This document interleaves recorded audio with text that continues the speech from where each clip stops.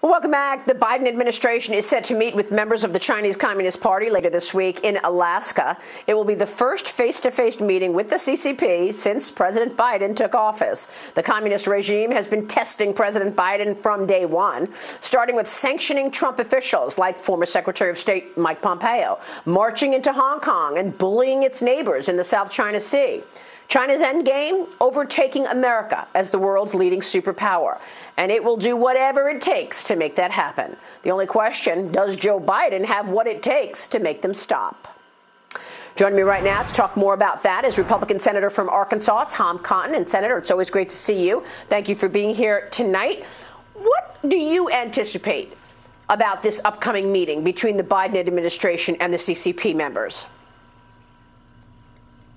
Well, I hope that Secretary of State Tony Blinken and the National Security Advisor Jake Sullivan will draw a very hard line in Alaska, and I hope that it's not a very hospitable trip for their Chinese counterparts, and that those Chinese communists go back to Beijing very disappointed about America's bipartisan resolve to stand up to Beijing. But I have to say, Maria, based on a series of early missteps or hesitancies or mixed messages, I'm not confident that that is going to be the result of this meeting in Alaska later this week.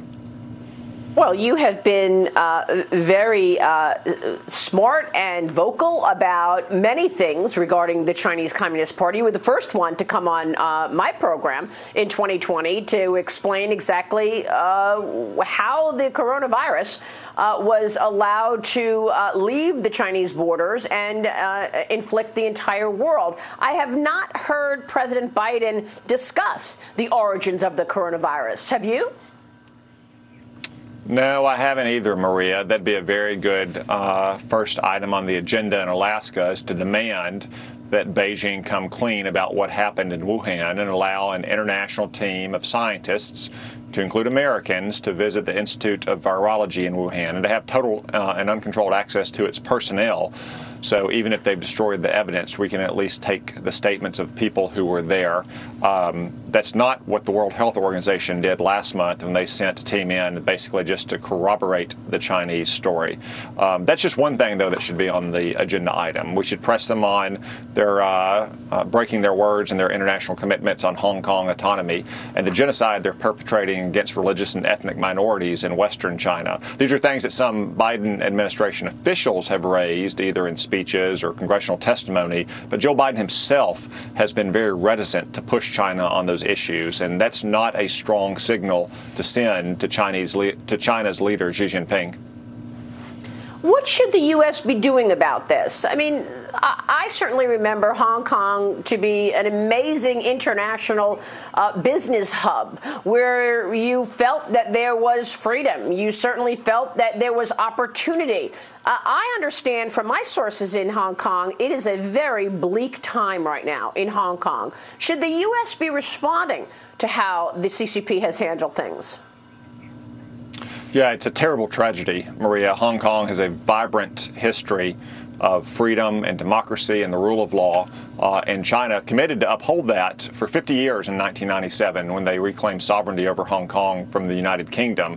And not even a quarter of a century into that commitment, they broke it, and they're repressing all Hong Kongers now. China should have to pay for all of these transgressions, whether it's violating its commitments about Hong Kong or committing genocide against its own people or stealing our jobs and our property and using them to try to outpace us as the world's economic leader.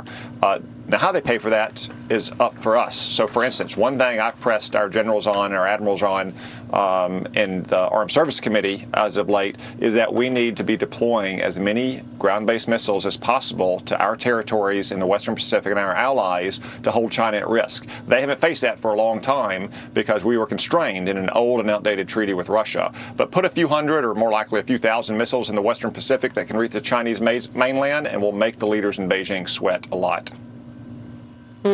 We also have not heard President Biden say much about the Uyghurs and the genocide that is being committed there. So we'll see if this comes up in this meeting. But I want to get your take on the upcoming Olympics. There is the Olympics happening in 2022. And Gordon Chang tweeted this. A friend asked, will China collect DNA samples of the athletes and others at the Olympics if they are held in Beijing? And he says, you bet. Do you think that the Chinese Communist Party will collect DNA of our athletes?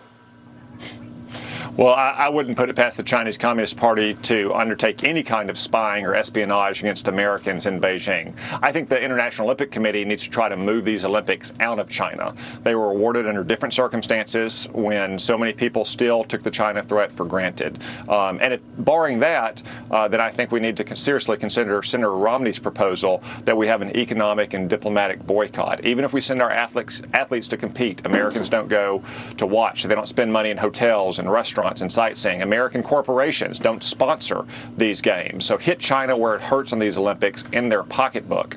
But there needs to be consequences for China's malign actions, not only against American interest, but against international peace and stability more broadly, and its brutal repression of its own people. Now, let me ask you before you go, Senator, you are on the front lines in terms of ensuring that we have the agenda that will lead to progress in America. You've got H.R. 1, you've got a $1.9 trillion stimulus, you've got another package on the way that's coming, including higher taxes. A word about this agenda. How do you see it?